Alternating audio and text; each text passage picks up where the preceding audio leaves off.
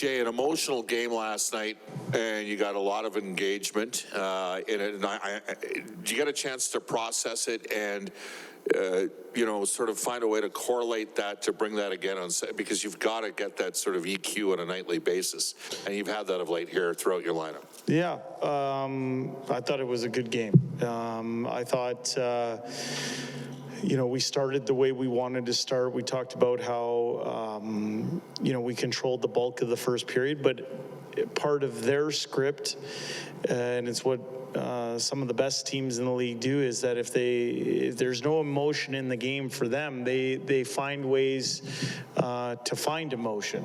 And I thought our team answered the bell in more ways than one. And it was a great atmosphere in our building. Big 2 points for the team. But that happened last night. And today we went through the process of properly reviewing that game, pulling from it the stuff that we needed. I thought we went out and executed a quick but precise practice. And now we're going to get ready for the Vancouver Canucks, who've played us hard this year. They've played us hard. And, pay attention to what's happening in the league. It seems like everyday teams in our division are winning games. Not that that's where our focus is. Our focus is on ourselves and taking care of one day at a time for ourselves. But the reality is there's no room for resting on laurels here. This is about continuing to find ways to improve, continuing to find ways to get better day in, day out. And I like the look of our team right now. They have that look about them. All right, so Tampa Bay, an older, mature team, showed gamesmanship because they were flat. They had nothing going, and Perry dragged that team into a fight. Is your team different now with, the likes of, Costin's emergence and Desharnais up and Evander back? Would you have been able to handle that even, say, 3 weeks ago, the way you did last night? I don't know. It didn't present itself in that same manner 3 weeks ago, but I think Evander Kane coming back into our lineup is big. He gets a lot of room out there. He's earned that space over time. He makes everybody stand a little bit taller when he's in the lineup. I think, Klim Kostin's just been a revelation this year in terms of his play, what he can bring on a regular shift, but in his willingness to get his nose dirty, especially on behalf of teammates, I think is excellent. Darnell, answered the bell last night. Vincent Desharnais plays the game very hard. He makes life difficult on opponents. I think it's all part of our team evolving and finding a way, and it's a good sign. Your third period was obviously a good one. You've had two of those during those this 5-game win streak in terms of game coming out with good performances in the third. In December, you had some stretches where you had leads, gave those up. What's been kind of the difference in the third here over the last little bit, do you think? Well, I think it's too simplistic to just go there. I think if people are paying attention to what's happening around the league, this is a strange year when it comes to comebacks around the league.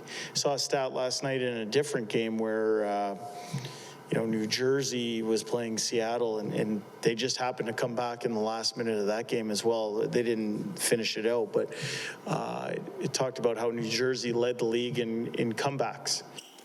Well, the second team, or tied for second, was the Oilers. So it seems like no lead is safe in the NHL this year. I think that's a function of a few different things. The one thing that we've talked about a lot when we're finding ourselves in those positions is just approaching the game with a level of maturity, a level of professionalism in those situations, some things that we want to do to make life difficult on opponents. And it's a credit to our guys because they're the ones out there executing. It's not always easy to do that. You're playing the Lightning. It's maybe a little bit easier to, get up for a game when you're playing finals 3 times. You have 3 games coming up against teams who are well out of the playoffs. Do you feel confident in your team's ability to, play with a high energy level here against these squads? this coming week? Well, here's what I would say. The points versus the Lightning are this equal amount of points that are up for grabs tomorrow night against the Vancouver Canucks. The Vancouver Canucks have played us very difficult this year. I think they have a lot of skill in their lineup that presents a lot of matchup problems and issues. And they're proud team and proud people over there that are going to want to win that game. So if we give anything less than 100%, and if we don't have 20 people pulling on the same rope, we're going to find it difficult to win. But I used a couple words there when I was talking about those third periods, the maturity and the professionalism. That is something that we're trying to carry into our day-to-day existence here as we're forging forward through the NHL season. Level of consistency that we're trying to find. In the end, it's about us. It's about growing our game, adding layers to our game, and finding ways to find points. And that's where we're going to put our emphasis tomorrow against a Vancouver Canuck team that's going to give us everything we can handle. So starts for this team used to be it was a big talking point, and it was maybe for you, not for me. It wasn't, right? Well, yeah. Remember we had talked about that at that time. I think it was about 50-50, and we talked about how the other team gets a say sometimes too. But recently, that conversation has died down. It's certainly all for the simple reason that you guys are scoring first and coming out better and not having to dig yourself out of a hole. Yeah. The preparation any different, and just how important is it for the rest of what you want to do that night? No. Up 1-0 or 2-0. Yeah, I think we're methodical in the way we prepare. I think we are. If we're not finding success, we look at ways we can improve in all areas. And as coaches, we start by looking at ourselves and the information that we're providing. We look at the methods we're delivering, all of that stuff. That's what we do on a daily basis, and we want to make sure that our players, in the end, are prepared to play. When those gates shut and that first puck gets dropped, we want to make sure that our team starts on time. That's been a goal since last February 10th for us. Are there times the other team gets a say and has a good night? Yeah, there are. But you don't just fold up tent if the other team scores the goal first. And then there's times where you might score a goal first but not play a good first period. That's why I think you have to dive a little bit deeper into, whether we got the first goal or whatnot. In the end, our search is to play a full 60-minute game. The other team's going to have some good moments. We're never going to play the perfect game, but we're going to work to try and be the best that we can be on a daily basis. Just continuing on the Vancouver, the next 3 games, like your next 8 games, you don't play anybody that's higher than 12th in their conference. You look at that and you say it's feeding time. So how do you guys approach this? Is this where you can make your move in the standings? Approach it. We're talking about consistency. Trying to be consistent in the way we model our message to our players as well, which is that we're taking things one at a time. I go back to what I said earlier.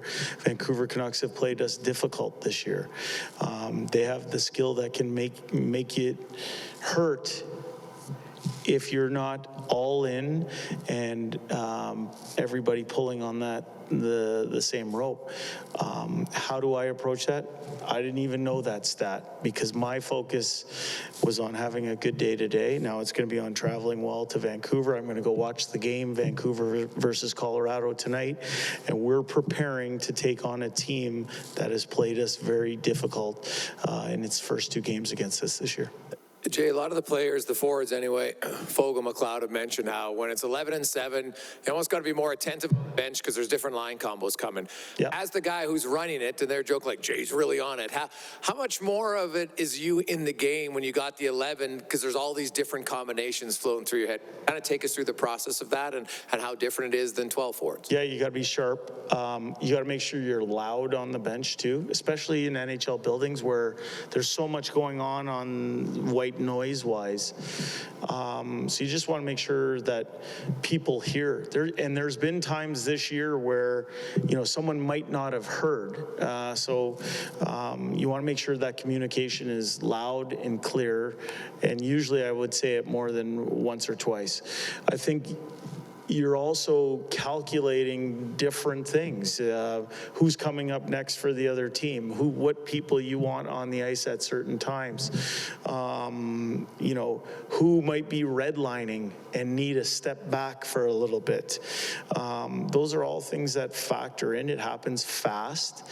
I'm fortunate in that I've been on an NHL bench for a long time. I've seen some masters operate, picked up a lot of things from people I respect in that manner. The other thing I would say is, from having that experience out of necessity in the American League, I've kind of found where some of the pitfalls might happen. That's the great thing about the American League, is you get to experiment a little bit here and there and figure some stuff out. In the end, as a coaching staff, we're making the decision to go 11-7 on certain nights. It's not because I love that alignment. It's because we're trying to find the right lineup to help propel our team to a win that night. Is it a little bit more challenging on the bench sometimes? It is. But we'll do whatever we have to do to get points. With that alignment, there are different combinations just because of the uneven number, but last night in the game, does it allow you to experiment? Like, Fogle and Hyman haven't played a lot together this year, and you're like, hey, you know what, I'm liking this combo, and boom, you switch to that. And you put Derek Ryan up with Draisaitl in the third period, and you guys are more of a shutdown matchup line. Does it enable you to try things that maybe you wouldn't try in the course of a game with 12? Yeah, sometimes, it all comes down to using your eyes, right? There might have been something I didn't like the look of in the second period. It might be intuitive. I might intuitively feel something. And then in between periods, I might go and actually back my gut feel up with hard information, whether that's analytic or video. And then that might inform my next decision.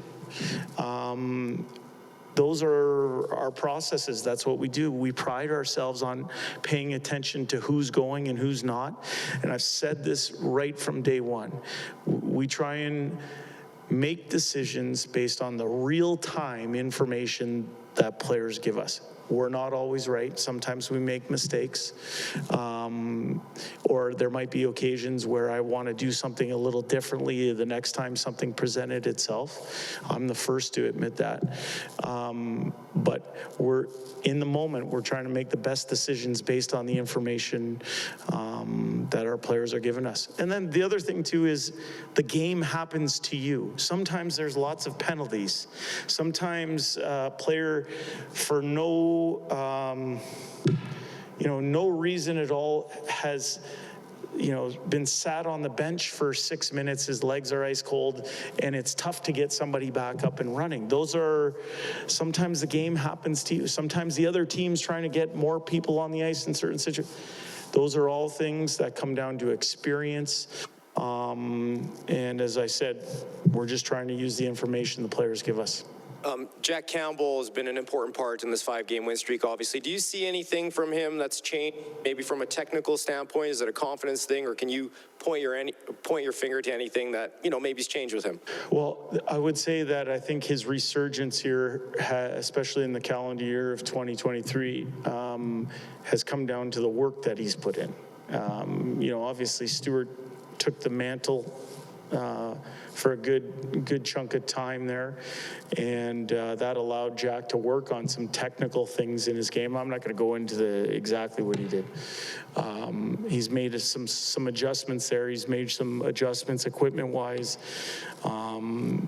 He's feeling good about himself, but the reason he's feeling good about himself is because he's earned the right to feel good. I think when you put that type of work in, eventually you start seeing results. So you get to see that win streak. I get to see the work that gets put in on day-by-day basis. I'm happy for him.